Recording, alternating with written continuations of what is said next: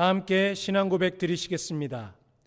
전능하사 천지를 만드신 하나님 아버지를 내가 믿사오며 그 외아들 우리 주 예수 그리스도를 믿사오니 이는 성령으로 잉태하사 동정녀 마리아에게 나시고 본디오 빌라도에게 고난을 받으사 십자가에 못 박혀 죽으시고 장사한 지 사흘 만에 죽은 자 가운데서 다시 살아나시며 하늘에 오르사 전능하신 하나님 우편에 앉아 계시다가 저리로서 산자와 죽은 자를 심판하러 오시리라. 성령을 믿사오며 거룩한 공예와 성도가 서로 교통하는 것과 죄를 사하여 주시는 것과 몸이 다시 사는 것과 영원히 사는 것을 믿사옵나이다. 아멘. 찬송가 320장, 구찬송가 350장 찬송 부르시겠습니다.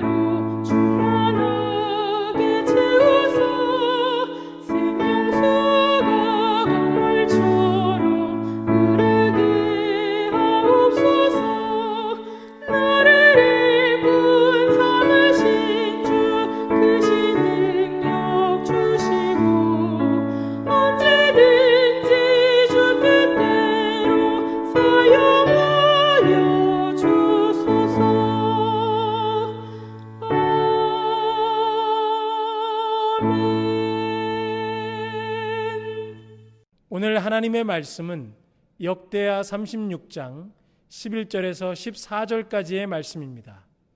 구약성경 708페이지 전후에 있습니다. 제가 봉독하겠습니다.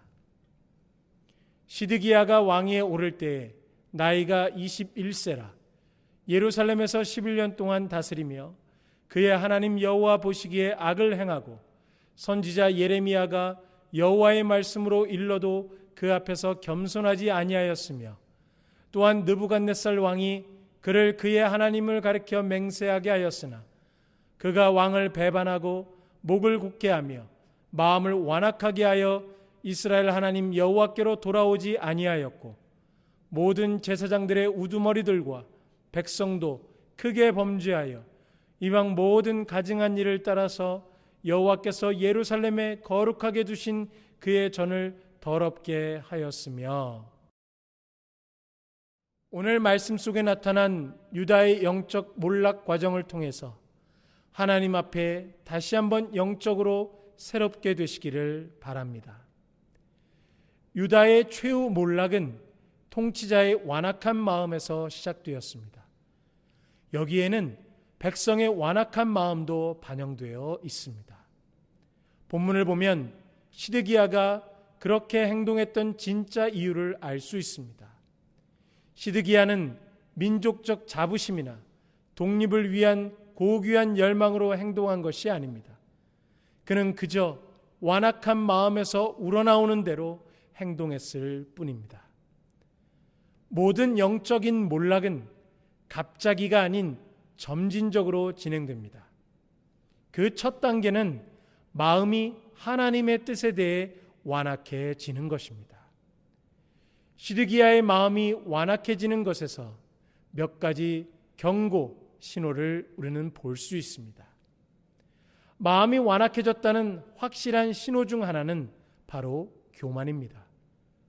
우리는 본문에서 통제력을 잃은 시드기야의 교만을 볼 수 있습니다.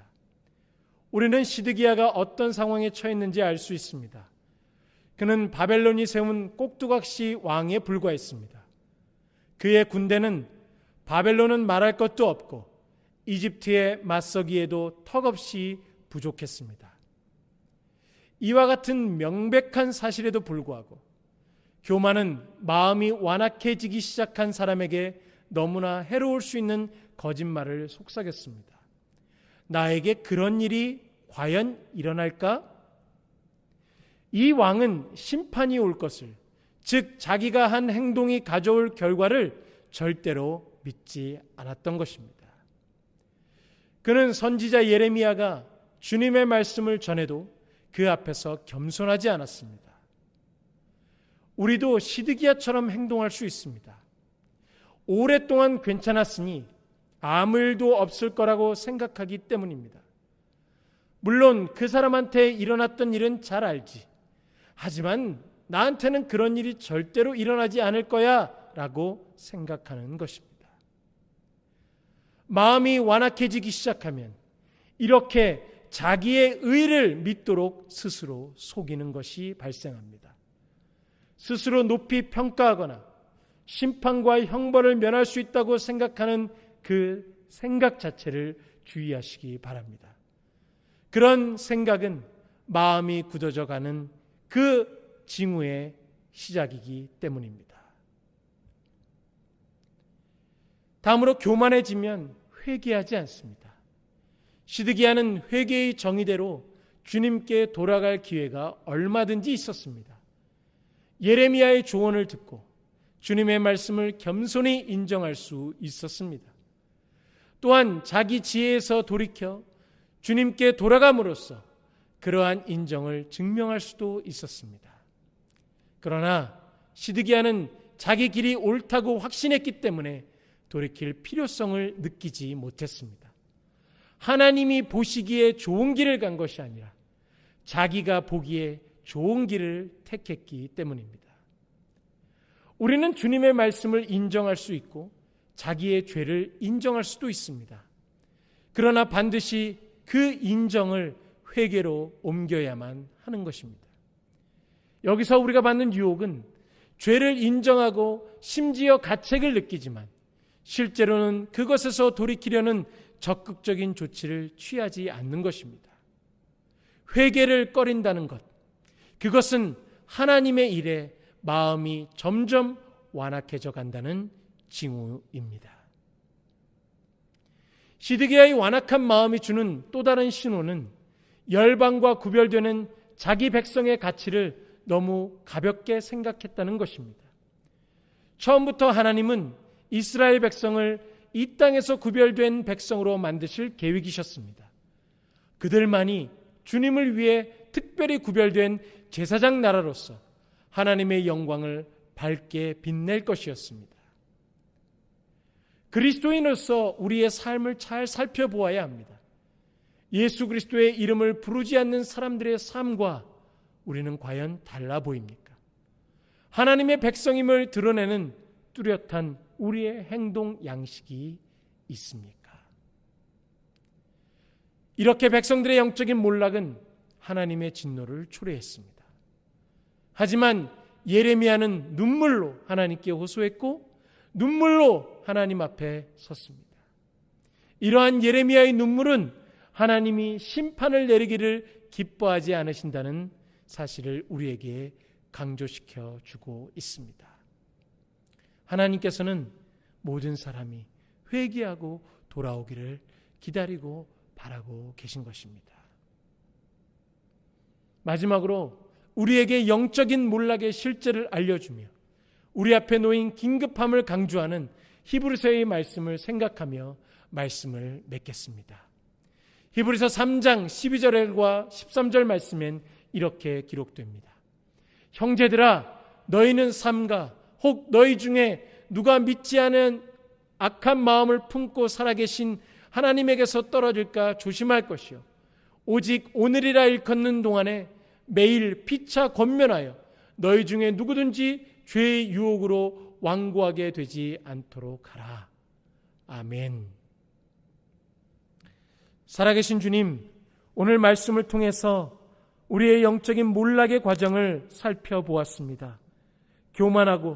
교만하여 회개치 아니하며 또한 하나님께서 주신 가치 있는 것들에 대해서 심각하게 생각하지 않는 그러한 징조들을 보았습니다. 우리가 이런 가운데 살고 있다면 속히 돌이킬 수 있도록 힘과 능력을 공급하여 주시며 주님께로 돌이킴으로 다시금 새 힘을 얻고 새롭게 신앙생활을 시작할 수 있도록 주님께서 은혜 더하여 주옵소서. 코로나19 사태가 신속히 끝나게 하시고 매일의 기도의 모임, 매일의 예배의 모임이 회복될 수 있도록 주님께서 인도하여 주시옵소서. 주님께서 함께 하시고 인도하심을 믿사오며 살아계신 예수 그리스도의 이름으로 기도드리옵나이다. 아멘. 하늘에 계신 우리 아버지여, 이름이 거룩히 여김을 받으시오며 나라의 임하옵시며 뜻이 하늘에서 이룬 것 같이 땅에서도 이루어지이다. 오늘날 우리에게 일용할 양식을 주옵시고 우리가 우리에게 죄 지은 자를 사하여 준 것 같이 우리 죄를 사하여 주옵시고 우리를 시험에 들게 하지 마옵시고 다만 악에서 구하옵소서. 대개 나라와 권세와 영광이 아버지께 영원히 있사옵나이다. 아멘.